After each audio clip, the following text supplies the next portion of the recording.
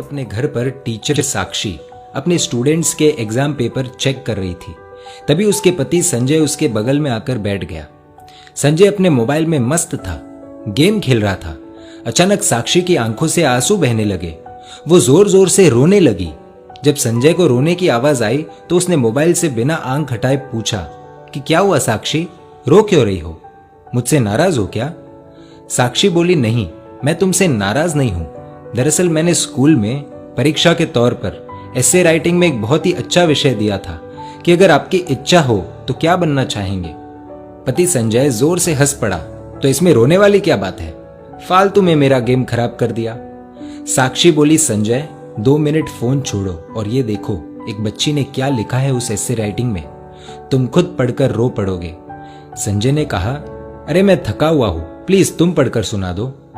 साक्षी ने आंसू पोंछकर पढ़ना शुरू किया। डियर टीचर, मेरा ये एसे राइटिंग मेरे पापा को ना दिखाना, वरना मुझे बहुत डांट पड़ेगी।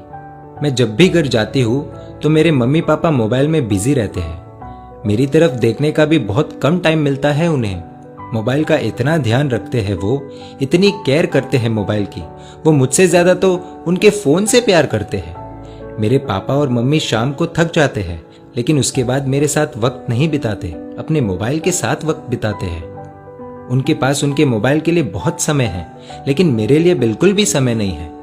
मैं 3 बार बुलाती हूँ तो मेरी आवाज उन्हें सुनाई नहीं देती, और मोबाइल की हल्की सी रिंगटोन भी बज जाए तो अपना काम छोड़कर मोबाइल देखते हैं। मेरी इच्छा होती है कि मेरे मम्मी पापा मुझे अपने हाथों से खाना खिलाएं, लेकिन खाना खाते वक्त भी उनके एक हाथ में मोबाइल ही रहता है।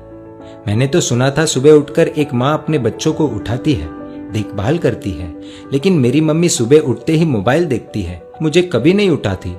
मेरे पापा अपने मोबाइल में पूरे दिन फालतू वीडियोस देखते हैं, हर समय गेम खेलते रहते हैं, लेकिन अगर मैं उनके पास मेरा कोई काम लेकर जाऊं तो कहते हैं बेटा आई एम बिजी।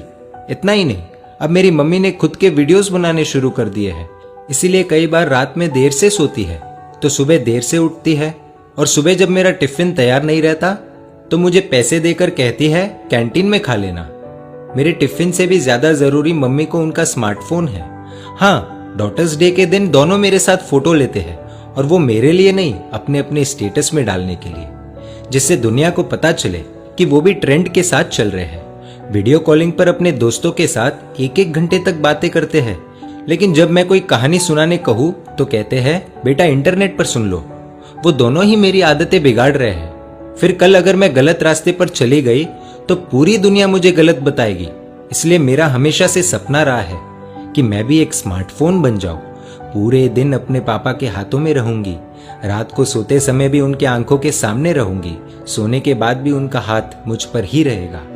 खाना तो नहीं मिलेगा, लेकिन हाँ, टाइम टू टाइम रिचार्ज होता रहेगा, मेरा पूरा ध्यान रखा जाएगा, मुझे खरोच भी नहीं आने देंगे, जहां भी जाएंगे मुझे अपने साथ ले जाएंगे, हमेशा दोनों की आंखों के सामने रहूंगी। संजय थोड़ा भावुक हुआ, लेकिन फिर से अपने गेम में लग गया और साक्षी से बोला कि ठीक है, अच्छा लिखा है, इसमें रोने जैसा कुछ नहीं है। तुम्हें इतनी सी बात पर रोना क्यों आ गया Sakshi? Be strong, come on. तो साक्षी ने कुछ ऐसा कह दिया कि खुद संजय भी अपने आप को संभाल नहीं पाया। साक्षी बोली कि संजय, ये ऐसे जिसने लिखा है वो अपनी ही बेटी है। दोनों के आंसू रुकने का नाम नहीं ले रहे।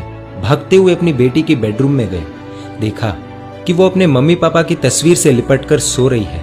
ये दृश्य देखकर दोनों को रोना आ गया। साक्षी और संजय दोनों ने अपनी बेटी को नींद से जगाया, उसको उठाकर दोनों ने क्षमा मांगी, कहा कि बेटी तुमने हमारी आंखें खोल दी, हमें माफ कर दो, अब से स्मार्टफोन नहीं, तुम हमारी आंखों के सामने रहोगी। पूरे परिवार के लिए बहुत ही भावुक पल था। दोस्तों, इस कहानी से आपको क्या सीख मिली कमेंट द्वारा बताएं, और अगर आपको लगता है कि ये कहानी शेयर करने जैसी है तो तुरंत अपने दोस्तों, परिवारजनों और रिश्तेदारों के साथ शेयर कीजिए। और ऐसी सुंदर कहानियों के लिए emotional video stories page like कर दीजिए और YouTube पर हमें सब्सक्राइब कर दीजिए।